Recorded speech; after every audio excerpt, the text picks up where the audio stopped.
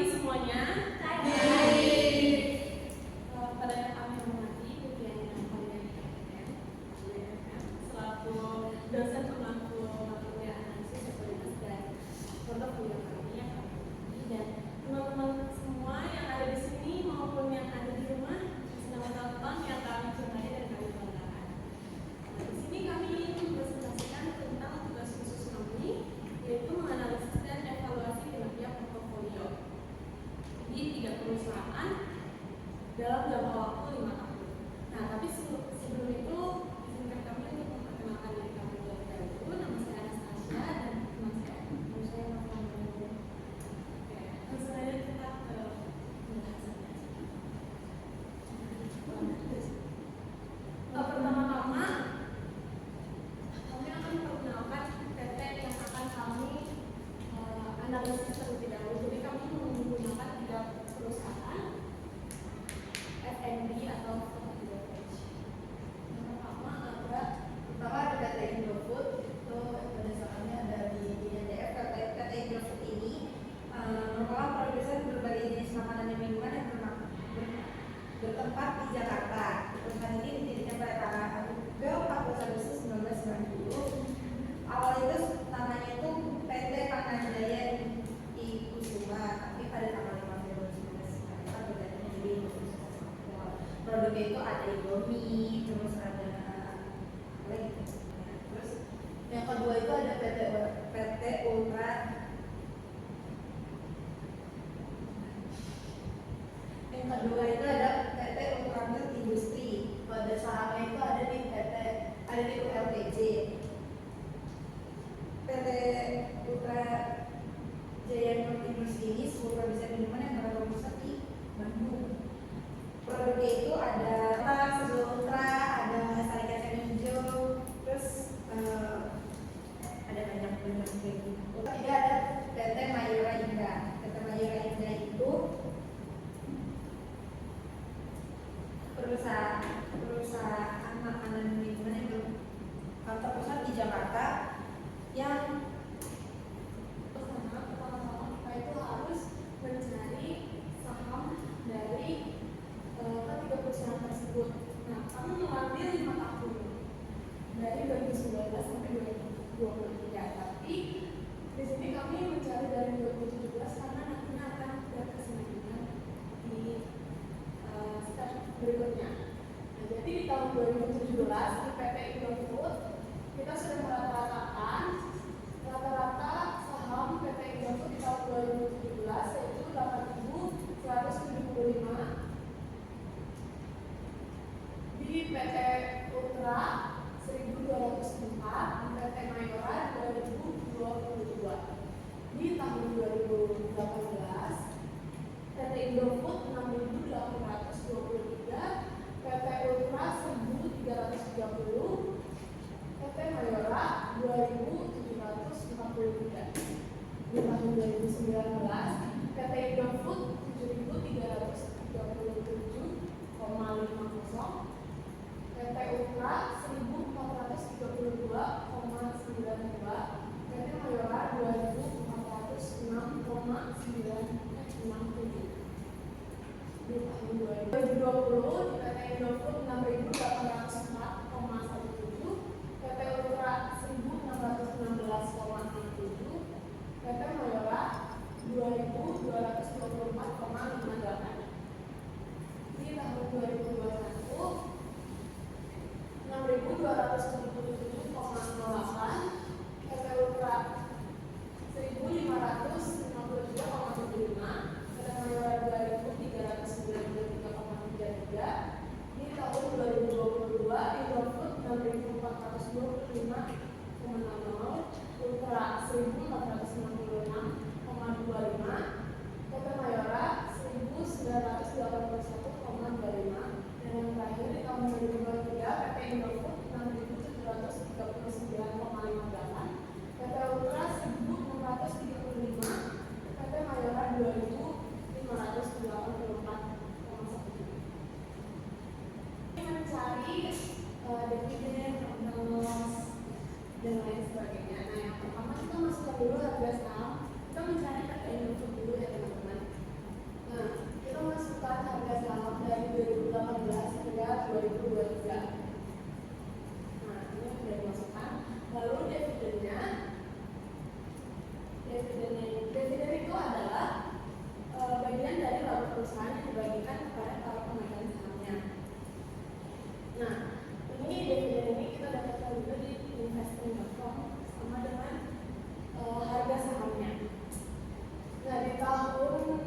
PT Indofood dividennya 3,35%, tahun 2020 4,13%, tahun 2021 4,29%, tahun 2022 4,03%, dan 2023 3,45%. Kemudian kita mencari capital gain atau capital loss. Nah, capital gain itu atau loss itu adalah istilah yang digunakan untuk dalam investasi untuk menggambarkan keuntungan atau kerugian yang diperoleh oleh penjualan perusahaan seperti obligasi, properti dan lain-lainnya.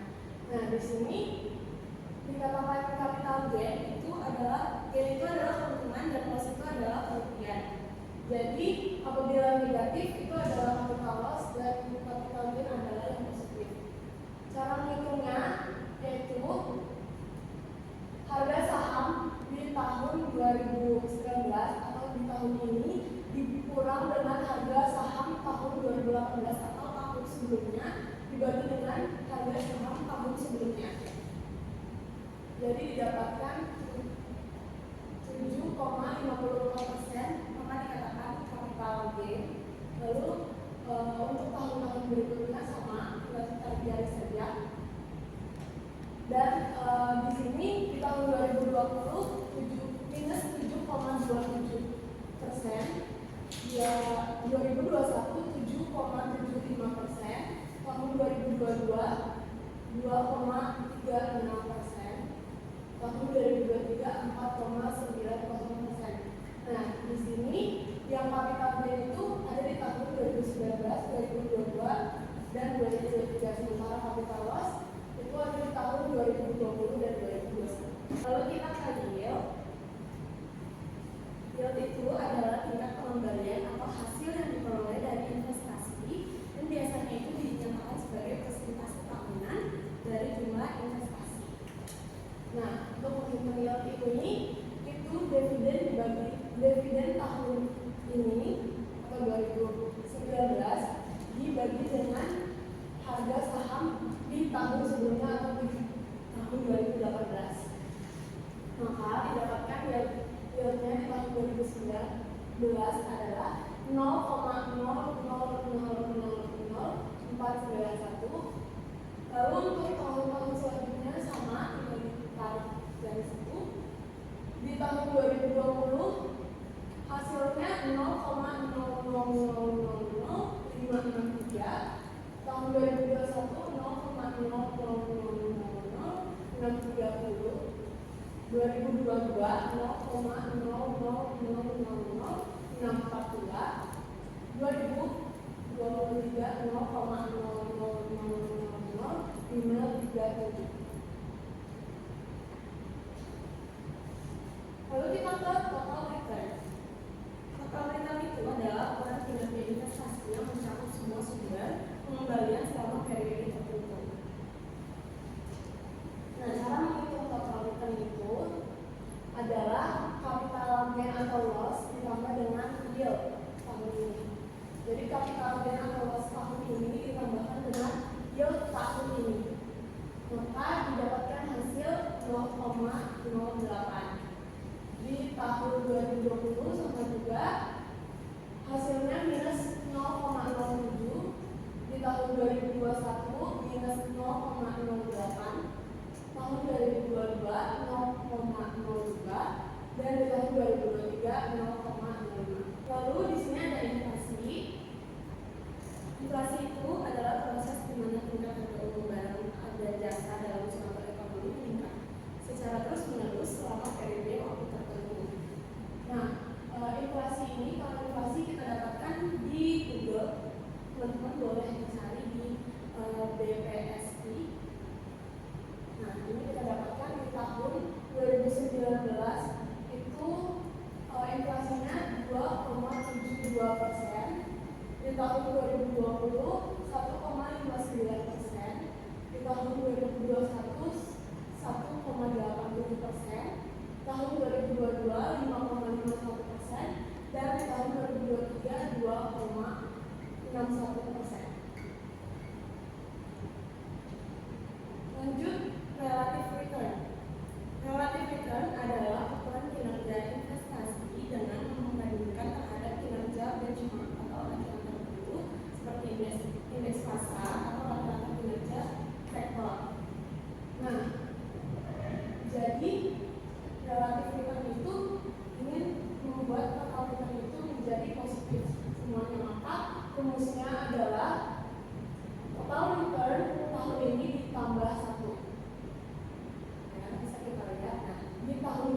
relatif return-nya itu 1,08. Untuk selanjutnya sama rumusnya. Jadi kita dapatkan di tahun 2020 relatif return-nya 0,93, di tahun 2021 0,92, di tahun 2022 1,02, tahun 2023 1,05. Lanjut ke IKK. IKK itu kepanjangannya adalah Indeks Kepuasan Konsumen. Nah, ini adalah indeks yang digunakan untuk mengukur tingkat kepuasan konsumen terhadap produk atau layanan yang diberikan oleh suatu perusahaan atau organisasi. Nah, rumusnya itu adalah 1 dikali 1 ditambah total return tahun ini atau tahun 2019. Nah, hasilnya adalah 1,08. Selanjutnya rumusnya beda.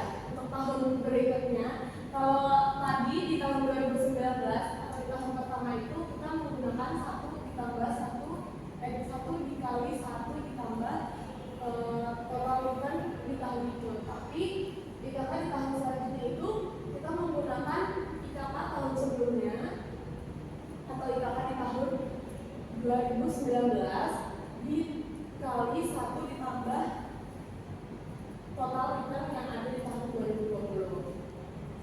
Kalau untuk selanjutnya itu sama dengan IKK yang tahun 2020. Jadi di tahun 2020 kita dapatkan IKK 1,00, tahun 2021 0,92, tahun 2022 0,94, di tahun 2023 0,99. Jadi yang ini relatif return yang paling akhir itu harus sama dengan IKK di tahun terakhir. Jadi sama 0,99. Nah, untuk IKK yang satu lagi sama, hanya beda rumus saja. Nah, kita ke return disesuaikan. Return yang disesuaikan adalah ukuran kinerja investasi yang telah diperhitungkan dengan faktor-faktor tertentu untuk memberikan gambaran yang lebih akurat dan relevan mengenai kinerja tersebut.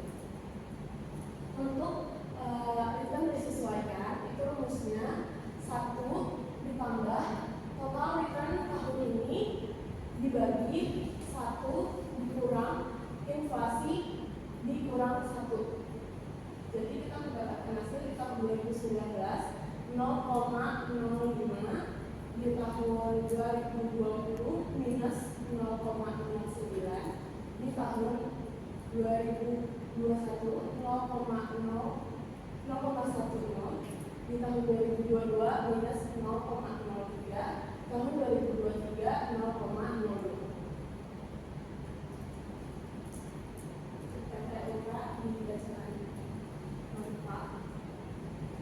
Selanjutnya itu PT ULTJ. Itu sama kayak yang tadi ya, kita pertama nama harga sahamnya dulu. Harga saham bisa dilihat dari investing.com. Terus yang kedua di sini kita cek dividennya di investing.com juga nyari dividen dari ULTJ. Sini yang di tahun 2019 ada dividennya 0,85%. Terus di tahun 2020 0,68%, 68%, 2021 5,36%, 2022 1,68%, di 2023 1,53%. Selanjutnya kita hitung capital gain atau capital loss. Itu di tahun 2019 rumusnya itu harga saham dikurang harga saham tahun 2019 dikurang harga saham tahun 2018 dibagi harga saham tahun 2018. Jadi harga saham tahun ini dikurang harga saham tahun sebelumnya dibagi harga saham tahun sebelumnya, itu ada hasilnya 7,77%. Selanjutnya sama rumusnya seperti itu lagi. Di tahun 2020 ada 12,82%, di tahun 2021 minus 3,89%, di tahun 2022 minus 5,3%, di tahun 2023 11,51%. Di sini yang masuk capital gain itu ada di 2019, 2020 sama 2023. Terus yang masuk ke capital loss itu 2021 sama 2022.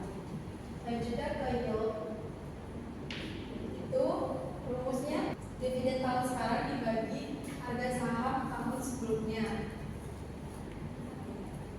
Di tahun 2019 hasilnya 0,000004.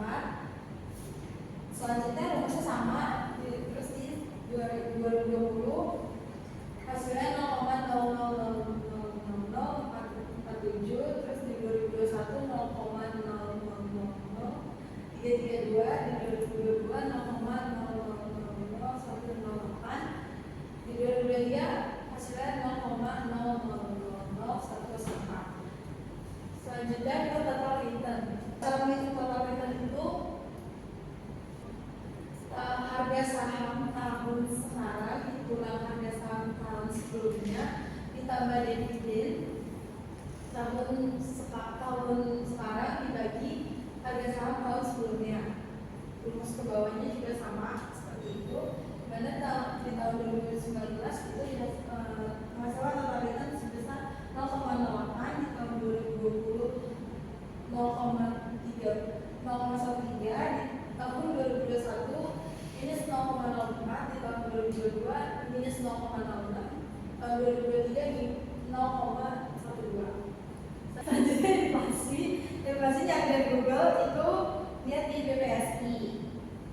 Terus ke relatif return. Cara itu relatif return itu total return ditambah 1. Terus di tahun 2019 returnnya 1,08, 2020 1,13, 2021 0,96, 2022 0,94, 2023 1,12. Terus selanjutnya kalau IKH itu yang di tahun 2019 itu di tahun 2019 itu satu dikali satu tambah total return itu hasilnya 1,08. Tapi kalau di tahun 2020 kita hitungnya itu pakai total return, pakai IKH tahun 2019 dikali 1 ditambah total return tahun 2020. Terus hasilnya itu 1,22. Terus di tahun 2021 sama kayak terus di tahun 2020 itu hasilnya 1,17. Terus hasil tahun 2022 1,10, 2023 1,23. Hasil yang akhir sama dengan hasil relatif return. Terus yang selanjutnya ini sama, jadi rumus. Terus selanjutnya return disesuaikan. Return disesuaikan itu rumusnya 1 ditambah total return dibagi 1 dikurang inflasi dikurang 1. 2019 hasilnya itu 0,051, 2020 dan seterusnya masih sama. 2020 itu hasilnya 0,11, 2021 minus 0,06, 2022 minus 0,11, 2023 0,09. Selanjutnya kita ke PT Mayora. PT Mayora seperti yang PT sebelumnya kita nyari harga sahamnya dulu, itu dari investasi.com. Di sini bersama PT Mayora 2018 dari 2019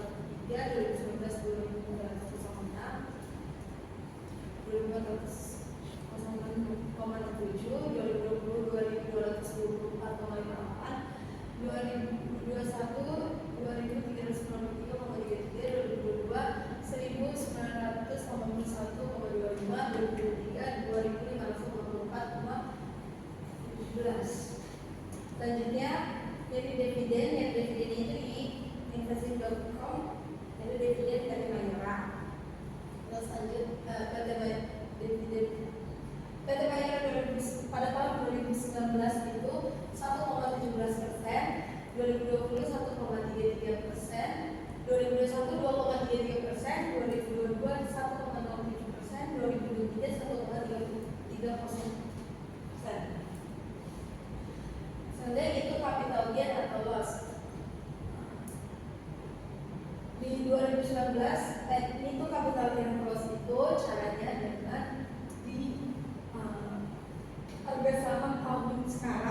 dikurang harga saham tahun sebelumnya dibagi harga saham tahun sebelumnya. Jadi yang masuk ke capital gain itu ada di tahun 2021 sama tahun 2023, ada positif. Terus yang masuk ke capital loss itu 2019, 2020 sama 2022.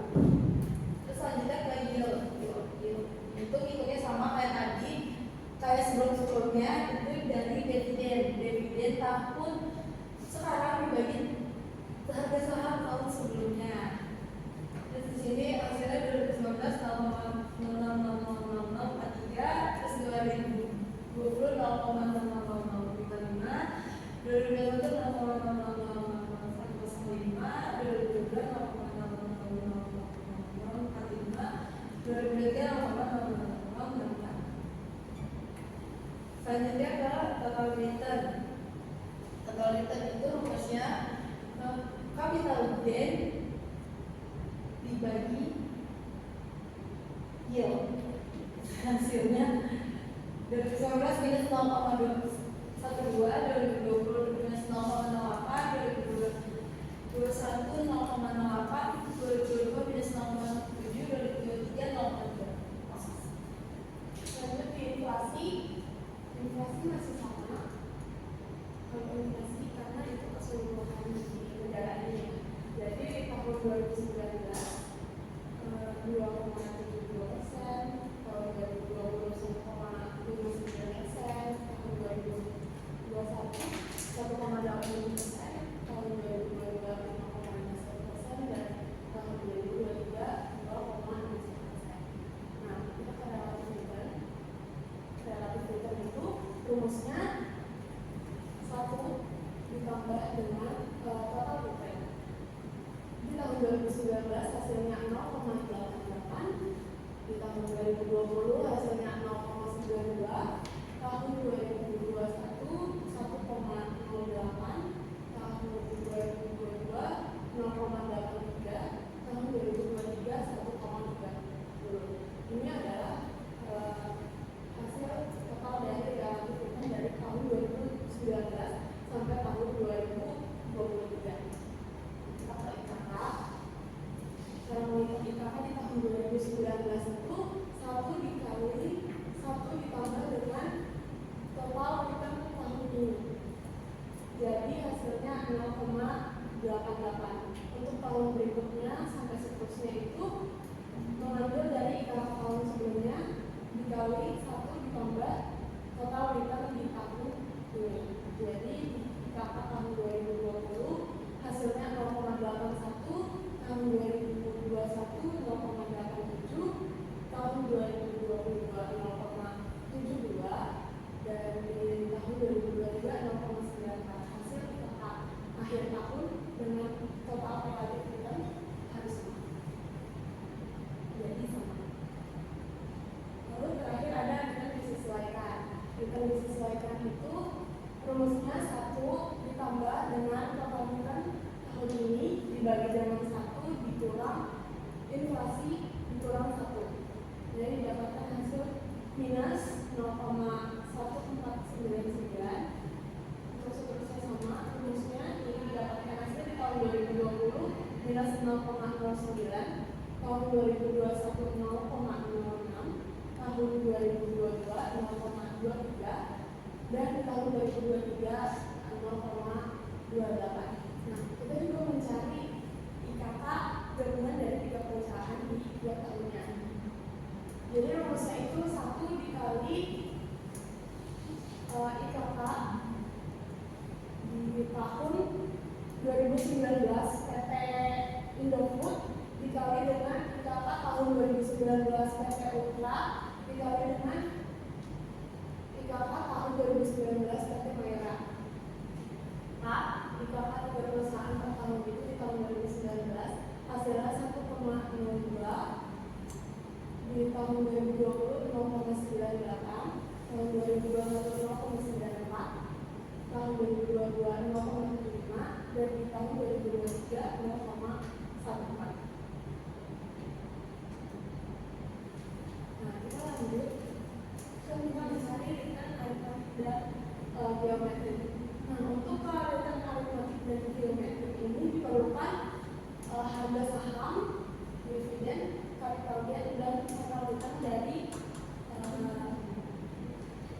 sebelumnya, dari page sebelumnya. Nah, jadi di PT Indofood kita masukkan, nah di tahun 2017 itu harga sahamnya bentuknya di sini. Jadi kita masukkan harga saham dari tahun 2017 itu kita masukkan di PT Indofood sebesar 8.175,00. Tahun 2018 6.822,92. Tahun 2019 7.337,50. Tahun 2020 6.804,17. Tahun 2021 6.277,08. Tahun 2022 6.420,00. Dan 2023 6.739,58. Nah, dividennya juga sama, tapi ambil juga dari tahun 2017. Masih kita dapatkan dari investing.com. Di tahun 2017 3,76%. Tahun 2018 5,05%. Tahun 2019 3,35%. Tahun 2020 4,13%. Tahun 2021 4,29%. 2022 4,03%. Dan 2023 3,45%. Nah, kali-kalinya juga sama, kita ambil dari sebelumnya.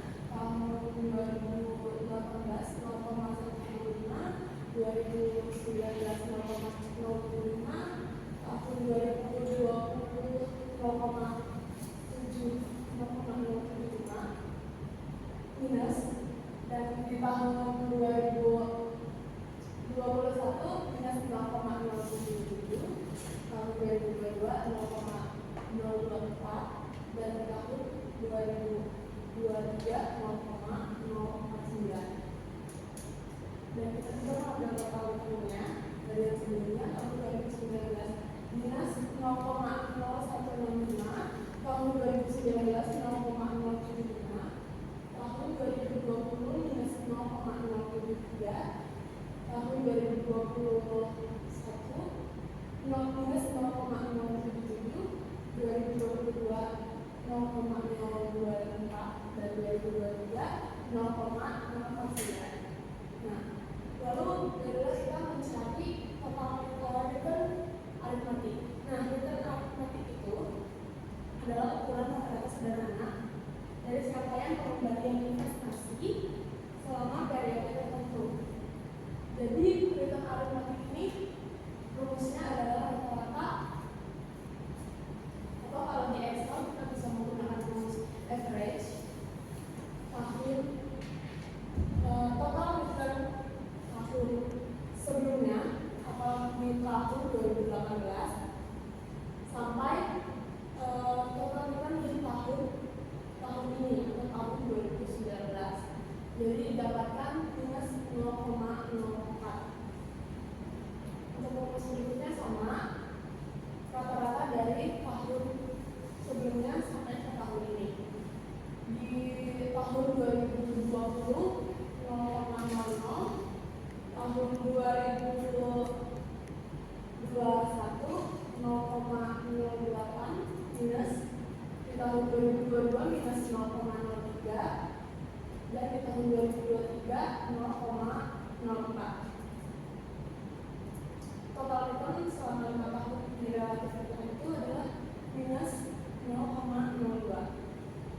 Lanjutkan return geometrik. Return geometrik itu ukuran rata-rata dalam jangka waktu yang panjang di dalam perusahaan. Nah, jadi di PT Indofood ini total return geometriknya, cara mencarinya yaitu 1 ditambah dengan return aritmatik tahun ini dipangkali 12 dikurang 1, maka didapatkan hasil tahun 2019 itu 0,042 minus 0,0 minus 0,42, tahun 2020 0,02, tahun 2021 minus 0,61, tahun 2022 minus 0,28, dan tahun 2023 0,53. Total return di 5 tahun itu return geometriknya adalah 0,00. Nah, jadi return aritmatik itu ukurannya sederhana. Jadi return aritmatik adalah ukuran sederhana dari rata-rata pembelian investasi dalam periode yang berguna. Nah, namun untuk analisis jangka panjang investasi itu perusahaan lebih baik untuk memilih return geometrik untuk jangka panjang. Selanjutnya itu return aritmatika pada ULTJ sama return geometrik ULTJ. Di sini return aritmatika di tahun 2019 itu 0, hasilnya 0,09, tahun 2020 0,10, 2021 0,04, 2022 minus 0,05, 2023 0,03. Terus hasil total return 5 tahun di return aritmatika itu 0,04. Terus selanjutnya di return geometrik itu di tahun 2019 1,04, di tahun 2020 2,24, 2021 0,69, 2022 minus 0,44, 2023 0,42, hasilnya minus 0,02. Lanjut di PT Mayora, untuk return aritmatiknya itu di tahun 2019 kita dapatkan 0,12, tahun 2020 minus 0,10, tahun 2021 0,00, tahun 2022 minus 0,05, dan 2023 0,07. Total return 5 tahun di return aritmatika itu 0,01. Lalu return geometriknya tahun 2019 2,77, di tahun 2020 minus 0,71, tahun 2021 0,00, tahun 2022 minus 0,45, dan tahun 2023 1,15. Total return 5 tahun return aritmatik adalah 0,00. Selanjutnya kita akan mencari indeks akan dijelaskan oleh rekan saya. Selanjutnya kita akan mencari indeks Sharpe, indeks Bender sama pertama-tama sebelum kita mencari indeks itu kita cari dulu ya IHSG. Kita hitung 5 tahun belakang dengan ini bulanan. Terus kita cari IHSG nya ini nyari di investing.com, cari IHSG. Di sini dari tahun 2018 akhir Desember 2018 sampai ke 2023 Desember 2023 itu IHSG-nya nyari dari investing.com. Terus selanjutnya cari harga saham PT Indofood dari Desember 2015 sampai Desember 2023 itu dari investing.com juga. Terus pada WLTJ ada sahamnya kita cari dari Desember 2015 sampai Desember 2023 investing.com juga. Selanjutnya ke PT Mayora ada sahamnya dari Desember 2018 dan sampai Desember 2023 juga. Selanjutnya setelah itu kita cari yield sun 10 tahunnya itu nyari di Google yield sun 10 tahun, nanti langsung keluar di investing.com juga, tapi nyari di Google karena di investing.com juga nggak keluar. Terus selanjutnya kita hitung ya IHSG, rumusnya IHSG tahun ini dibagi IHSG tahun sebelumnya dikurang 1, itu hasilnya ada 0,05. Terus terusnya seperti itu sama. Sebenarnya IHSG itu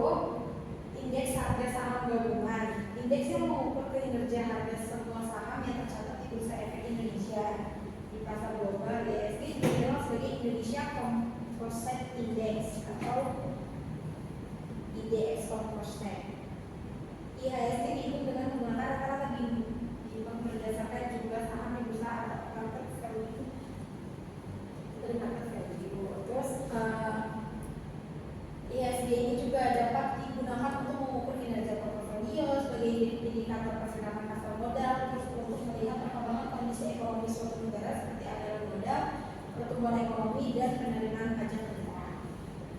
Terus setelah kita hitung IHSG, kita ke return saham per PT. Di sini return saham PT Indofood rumusnya itu harga saham tahun 2015 dibagi harga saham tahun sebelumnya di 2015 kurang 1. Terusnya sampai bawah juga sama kayak gitu, jadi hasilnya 0,04. Di PT LTJ juga sama rumusnya, harga saham tahun sebelumnya dibagi harga saham tahun ini dibagi harga saham tahun sebelumnya di kurang 1. PT Mayora juga sama rumusnya, harga saham tahun ini dibagi harga saham tahun sebelumnya di kurang 1. Selanjutnya itu Desember tahun 2019 dibagi Desember 2020 di kurang 1. Untuk tahun 2019 itu hasilnya 1,70%. Terus 2020 juga sama, itu di Desember 2020 dibagi Desember 2019 di kurang 1 itu hasilnya minus 5,09%. 2021 hasilnya 10,08%, 2022 4,09%, 2023 0,12%. Selanjutnya ke PT NDF 2019 itu hitungnya dari harga saham PT NDF Desember tahun 2019 dibagi harga saham PT NDF tahun Desember 2018 dikurang 1, hasilnya itu 6,38%. Selain tahun selanjutnya juga sama seperti itu juga. Di tahun 2020 hasilnya minus 13,56%, tahun 2021 minus 7,66%, tahun 2022 6,32%, tahun 2023 minus 4,09%. Selanjutnya ke RISTRI itu RISTRI adalah return minimum yang diharapkan oleh investor untuk setiap instrumen investasi ketika melakukan investasi. Cara menghitung RISTRI itu dengan pakai rumus average rata-rata dari yield saham dari tahun 2019 di tahun 2019 itu hitungnya yield saham rata-rata yield saham tahun 2019 Januari 2019 sampai ke Desember 2019 dibagi 100, itu hasilnya 7,49%. Di tahun 2020 juga sama, 0,94%, 2021 6,40%, 2022 7,01%, 2023 6,01%. Selanjutnya ke beta. Beta itu merupakan pengukur risiko sistematis dari suatu perusahaan saham secara relatif terhadap risiko pasar. Beta juga berfungsi sebagai pengukur volatilitas tingkat pengembalian return saham terhadap rating pasar. Hitungnya itu return IHSG tahun awal tahun dibagi return IHSG awal tahun sampai akhir tahun dibagi return PT INDF awal tahun dibagi sampai akhir tahun, hasilnya itu 0,4656. Terus di tahun 2020, 2021, 2022 itu juga sama, kemudian sama di mana 2020 hasilnya 0,4298, 2021 minus 0,0175, 2022 minus 1,0488, 2023 minus 0,656. Standar selanjutnya kita itu standar deviasi gerakan IHSG. Standar deviasi adalah menunjukkan variasi dari suatu data di dunia investasi. Standar deviasi menjadi salah satu ukuran besar kecil risiko yang terdapat pada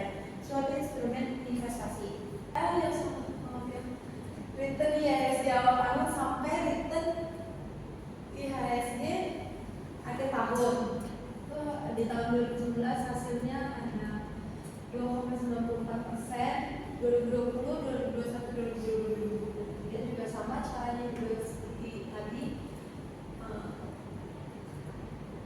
Hasilnya 2020 7,65%, 2021 2,84%, 2022 2,42%, 2023 2,20%. Selanjutnya kalau annual risk IHSG pada tahun 2019 rumusnya itu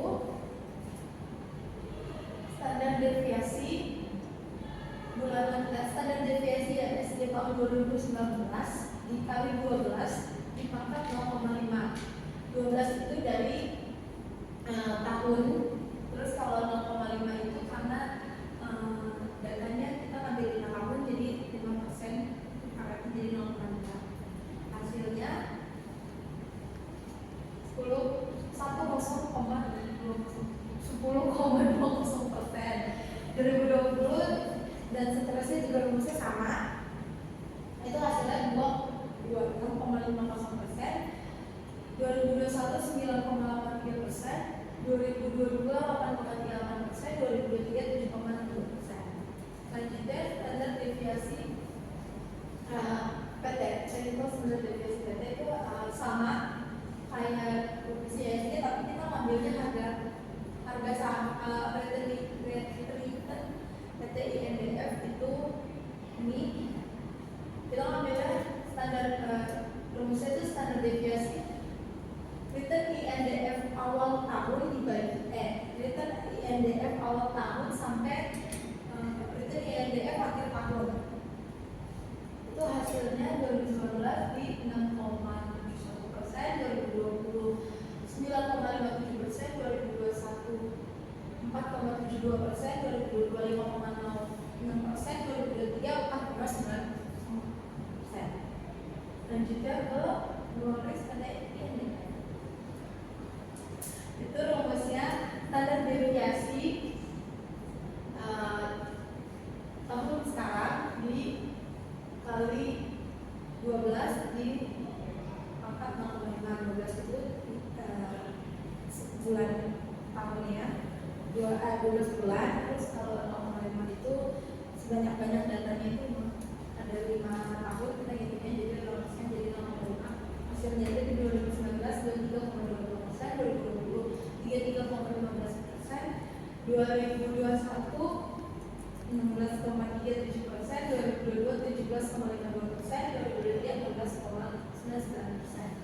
Selanjutnya ke indeks SHARP. Indeks SHARP adalah rasio yang menunjukkan besaran return instrumen investasi setelah dikurangi terlebih dahulu dengan return aset minus risiko, lalu return instrumen investasi tersebut disesuaikan dengan besaran risiko yang terdapat pada instrumen investasi.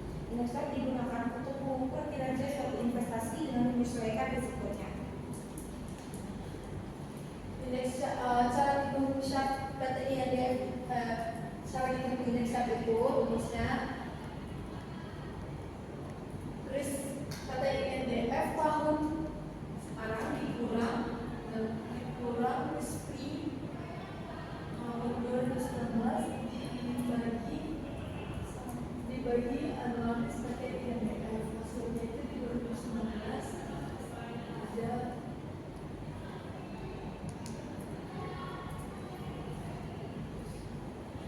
hasilnya minus 4,39%. Di tahun 2020 rumusnya juga sama, hasilnya minus 61,85%. Terus 2021 minus 85,92%, 2022 minus 3,91%, 2023 minus 62,97%. Terus di indeks standar adalah menunjukkan berapa banyak pengembalian suatu investasi seperti portofolio saham, reksadana atau dana yang diperdagangkan di bursa yang diperoleh untuk jumlah risiko yang diasumsikan oleh investasi tersebut. Indeks standar yang lebih tinggi berarti portofolio merupakan investasi yang lebih cocok. Rumusnya itu risk PT INDF dikurang risk free dibagi beta PT INDF. Hasilnya minus 2,39% di tahun 2019, di tahun 2020 minus 45,70%, 2021 4,4,43%, 2022 0,65%, 2023 16,30%. Selanjutnya kita hitung return SML. Dan SML KTIDF rumusnya itu risk-free ditambah risk IHSG dikurang risk-free dikali sama beta. Hasilnya 4,79% tahun 2019, tahun 2020 1,77%, 2021 0,33%, 2022 10,07%, 2023 6,9%. Terus selanjutnya apa SNL? Apa SNL? Ini garis pasar keamanan. Nah, SNL adalah garis yang digambarkan pada grafik yang berfungsi sebagai representasi grafis dari model penetapan harga aset modal. SNL dapat membantu menentukan apakah suatu produk investasi akan menawarkan ekspektasi pengembalian yang menguntungkan dibandingkan dengan tingkat risikonya. Rumusnya itu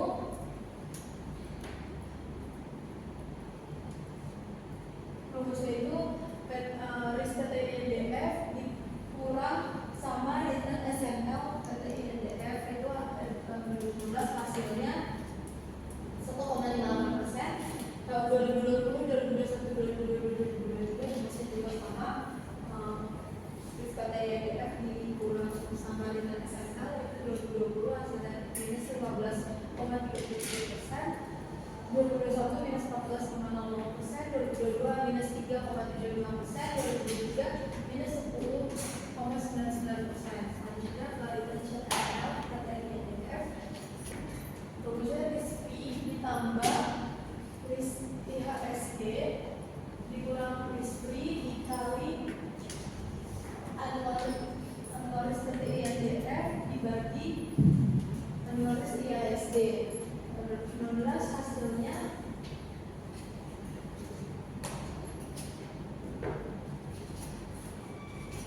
minus 5,72%, tahun 2020 minus 4,10%, 2021 12,52%, tahun 2022 0,91%, 2023 5,1%. Selanjutnya soal KCML.